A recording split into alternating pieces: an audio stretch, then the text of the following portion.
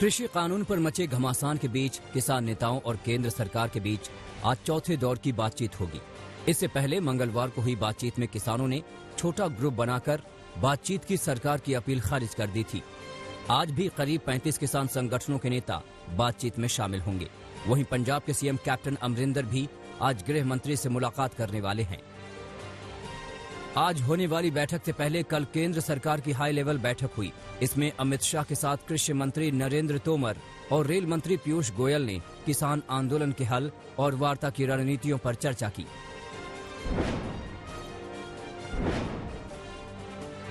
बातचीत शुरू के दौर के बीच किसानों का आंदोलन भी जारी है। किसानों ने दिल्ली के चारों ओर घेरा डाला हुआ है।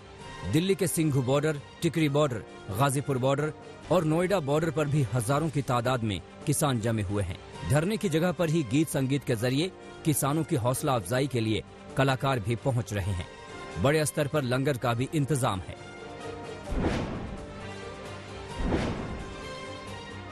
किसान आंदोलन को लेकर पंजाब के सीएम कैप्टन अमरिंदर और दिल्ली के सीएम केजरीवाल के बीच ठन गई है।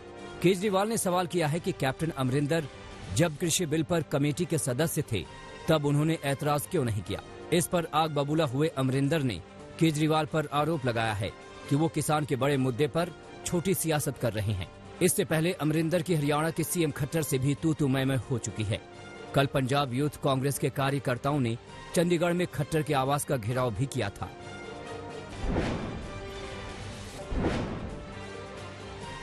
राजस्थान में भी केंद्र के कृषि कानूनों को लेकर सियासत गरमाने के आसार हैं।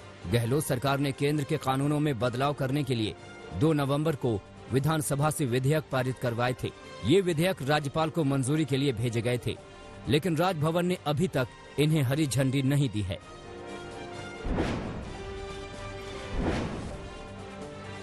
किसान नेताओं की चेतावनी के मुताबिक आंदोलन का विस्तार भी तेजी से हो रहा है।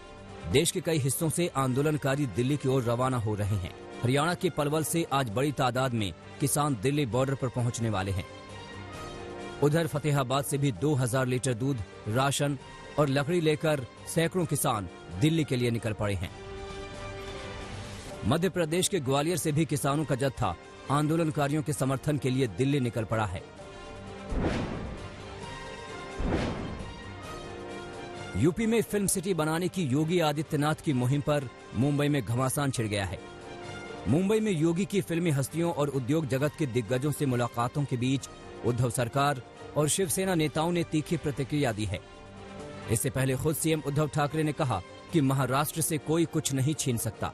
इस पर योगी आदित्यनाथ ने कहा कि वो कुछ छीनने नहीं बल्कि नया देने के लिए आए हैं। वहीं एनसीपी कार्यकर्ताओं ने योगी के होटल के बाहर विरोध प्रदर्शन किया।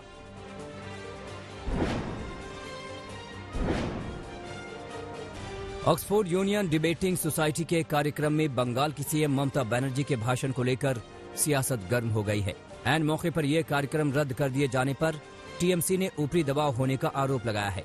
इससे पहले 2018 में विवेकानंद वेदांत सोसाइटी के कार्यक्रम में भाषण देने के लिए ममता शिकागो जाने की तैयारी में थी, लेकिन ऐन मौके पर वो भी रद्द कर दिया गया। ममता ने उस वक्त इसे साजिश करार दिया था।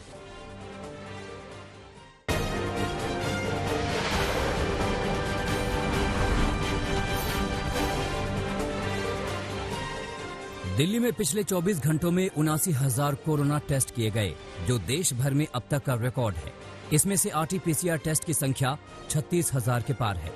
वहीं 24 घंटे में दिल्ली में 3,944 नए मरीज सामने आए हैं, जबकि 82 मरीजों की मौत हो गई। इसी दौरान पहली बार राजधानी में रिकवरी रेट 93% के पार दर्ज किया गया है।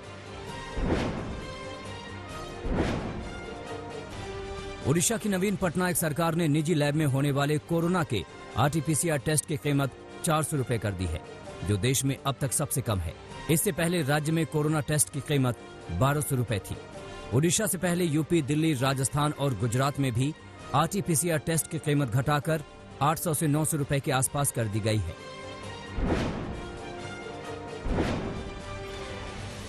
भोपाल में कोरोना टेस्टिंग के नाम पर लूट खसोट का खुलासा हुआ है।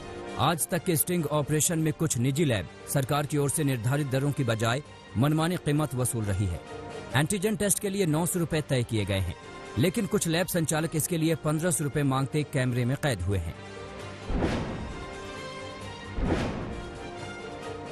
हरियाणा के पूर्व सीएम ओम प्रकाश चौटाला कोरोना संक्रमित हो गए हैं। उन्हें गुरुग्राम के मेदांता अस्पताल में भर्ती कराया गया है। ओम प्रकाश चौटाला शिक्षक भर्ती घोटाले में सजा याफ्ता हैं, लेकिन वो पैरोल पर बाहर थे और 2 दिन पहले अपने पोते करण चौटाला के शादी समारोह में शामिल हुए थे।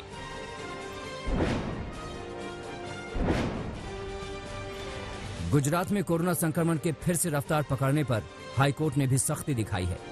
गुजरात हाईकोर्ट ने बुधवार को राज्य सरकार को आदेश दिया है कि जो लोग मास्क नहीं पहन रहे हैं उन्हें अनिवार्य रूप से कोरोना सेंटर भेजा जाए और वहां उनसे कोरोना मरीजों की सेवा कराई जाए। अदालत ने राज्य सरकार को इस बारे में नोटिफिकेशन जारी करने को कहा है।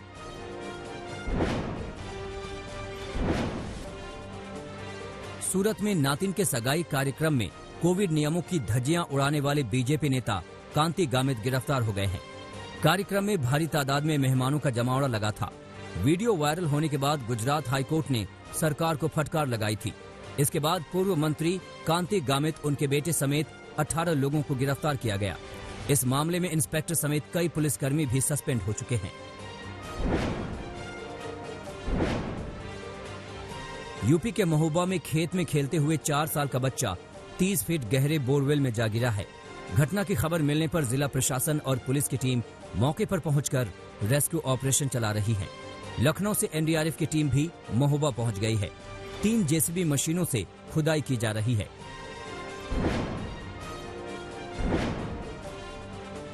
बीजेपी अध्यक्ष जेपी नड्डा ने अपने जुड़वां भाई जगत भूषण नड्डा के साथ जन्मदिन मनाया। बेहद निजी कार्यक्रम में सिर्फ परिवार के लोग शामिल हुए। कोरोना महामारी के चलते जेपी नड्डा ने पहले ही ऐलान किया था कि वो इस बार जन्मदिन नहीं मनाएंगे, लिहाजा पार्टी कार्यकर्ता और समर्थक घर पर ही रहें।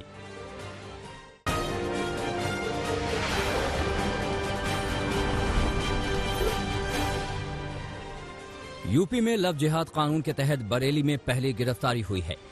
28 नवंबर को मुकदमा दर्ज किया गया था, लेकिन आरोपी फरार चल रहा था। बुधवार को पुलिस ने उसे दबोच लिया। उवैश अहमद नाम के एक शख्स पर छात्रा को प्रलोभन देकर जबरन धर्म परिवर्तन का दबाव बनाने का आरोप है।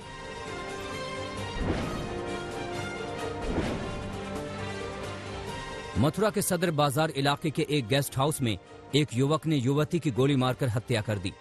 मामला प्रेम प्रसंग का बताया जा रहा है। बताया जा रहा है कि 10 दिसंबर को लड़की की शादी होने वाली थी। दोनों अपने गांव से आकर गेस्ट हाउस में रुके थे। लड़की आरोपी की रिश्तेदार बताई जा रही है।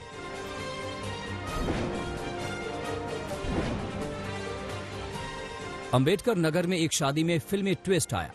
घर से सज धज कर दुल्हन लेने के लिए निकले दूल्हे को ससुराल से महज चंद मीटर पहले ही दबंगों ने डर दिखाकर वापस लौटने के लिए मजबूर कर दिया। बारातियों पर दबाव डालने के लिए दबंगों ने फायरिंग भी की, लेकिन पुलिस को इस कहानी पर भरोसा नहीं है। पुलिस के मुताबिक ब्याह से ऐन पहले लड़के वालों का मन बदल गया।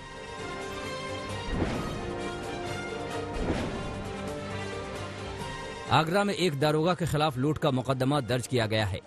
मामला दर्ज कराया है बुलंदशहर के केटरिंग कारोबारी ने। कारोबारी के मुताबिक बहाली के लिए रुपए की जरूरत बताकर दारोगा नकुल ने उनसे 10 लाख रुपए उधार लिए थे। आकाश का आरोप है कि रुपए वापस मांगने पर दारोगा नकुल ने उन्हें होटल में बुलाया और उनके पास मौजूद पैसे छीनने की कोशिश की।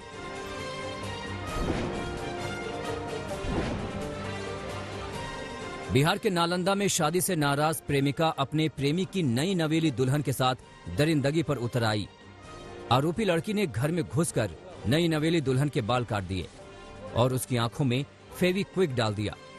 परिजनों ने आरोपी को पकड़कर जमकर पिटाई कर दी और पुलिस के हवाले कर दिया।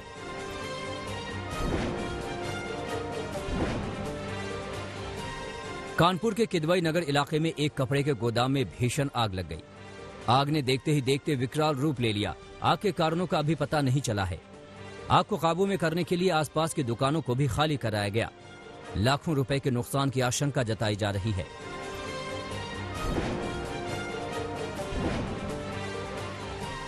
असम के कछार में भीषण सड़क हादसे से हड़कंप मच गया।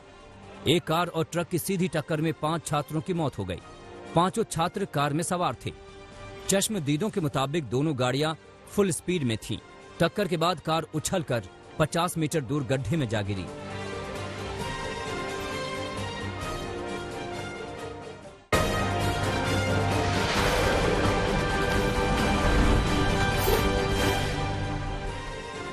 कानपुर के सीसा मऊ में गाड़ियों के पार्ट्स बनाने वाली एक फैक्ट्री में भीषण आग लग गई, जिससे वहां अफरा तफरी मच गई। सूचना पाकर मौके पर फायर विभाग की 2 गाड़ियां पहुंची, लेकिन आग बुझाने में काफी मशक्कत की गई। जहां आग लगी वो बिल्डिंग का 3रा फ्लोर था और गनीमत थी कि उस समय वहां कोई कर्मचारी मौजूद नहीं था। फैक्ट्री मालिक के मुताबिक आग शॉर्ट सर्किट की वजह से लगी और करीब 5 लाख के नुकसान का अंदाजा है।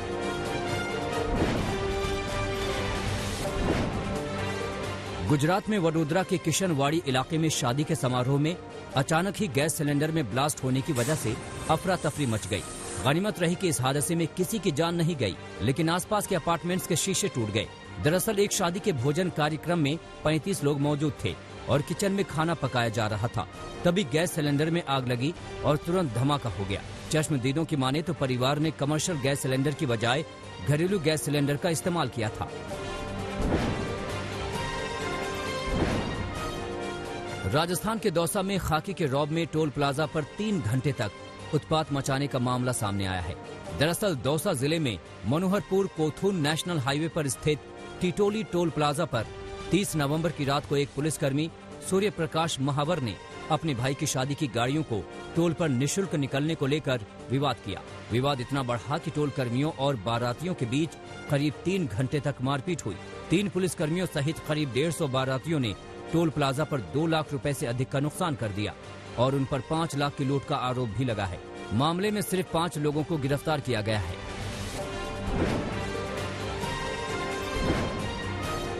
मेरठ में 2 पक्षों में पथराव का एक वीडियो वायरल हुआ है। ग्राम प्रधान के चुनाव को लेकर झगड़ा शुरू हुआ था। ये वीडियो किठौर थाना क्षेत्र के सारंगपुर गांव का बताया जा रहा है।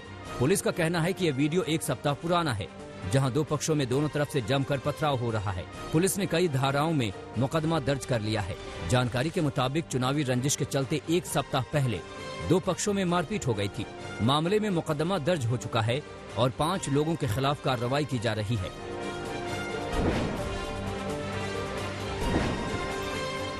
पश्चिम बंगाल के साउथ 24 परगना में पुलिस ने भारी मात्रा में नकली कॉस्मेटिक्स को जब्त किया है। जिले की भांगर पुलिस स्टेशन की कार्रवाई में बड़ी और नामी कंपनियों की नकल में बनाए गए सामान को अपने कब्जे में लिया है। इनकी कीमत करीब 30 लाख के आसपास मापी गई है। इस मामले में पुलिस ने एक शख्स को गिरफ्तार किया है। अब पुलिस ये जानने की कोशिश कर रही है कि कहीं इसके पीछे कोई बड़ा गैंग तो नहीं।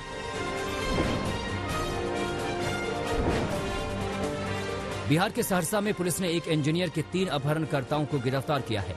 इसके अलावा पुलिस ने अपहरण में इस्तेमाल की गई कार और फिरौती के रूप में दिए गए 5 लाख रुपए भी बरामद कर लिए हैं। किडनैपर के चंगुल से इंजीनियर मुकेश कुमार भारती को भी मुक्त करा लिया गया। अपहरण के इस वारदात में शामिल 3 दूसरे अपराधियों की तलाश में पुलिस की छापेमारी जारी है।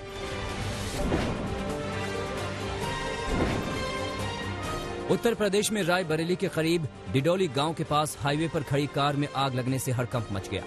गाड़ी रायबरेली से लखनऊ की ओर जा रही थी। फायर ब्रिगेड की गाड़ियों ने आग पर काबू की कोशिश की, लेकिन तब तक कार धू-धू कर जल गई। कार में सवार गाड़ी के मालिक को अस्पताल पहुंचाया गया, जहां उनका इलाज चल रहा है।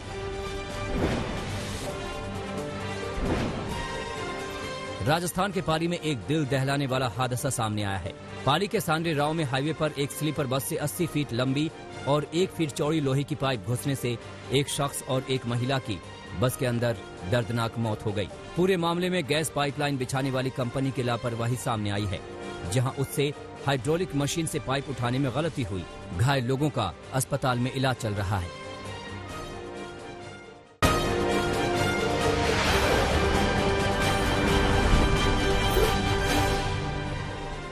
अमेरिकी कोर्ट ने अमेरिका में काम कर रहे भारतीय लोगों को बड़ी राहत दी है। कोर्ट ने H-1B वीजा पर ट्रंप सरकार के दिए प्रस्ताव को रद्द किया। ट्रंप के बनाए कानून के मुताबिक अमेरिकी कंपनियां नहीं कर सकती थीं विदेशी कर्मचारियों की नियुक्ति।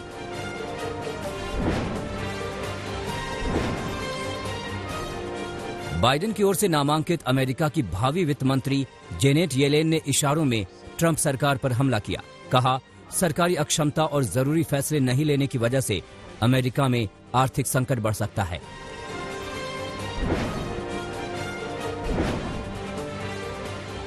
थाईलैंड की सर्वोच्च अदालत ने प्रधानमंत्री प्रयुत चान ओचा को राहत दी है। संविधान में छेड़छाड़ कर लंबे समय तक प्रधानमंत्री पद पर बने रहने का आरोप था। कोर्ट ने पद पर बने रहने की अनुमति दी।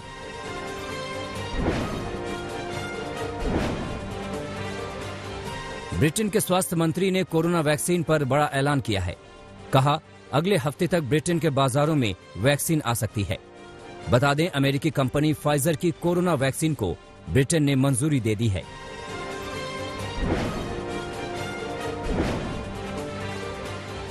दुनिया में कोरोना के मामले 6 करोड़ 43 लाख के पार हो गए हैं। महामारी में अब तक 14,82,000 से अधिक लोग जान गंवा चुके हैं। 4 करोड़ 45 लाख से ज्यादा लोग ठीक हो चुके हैं।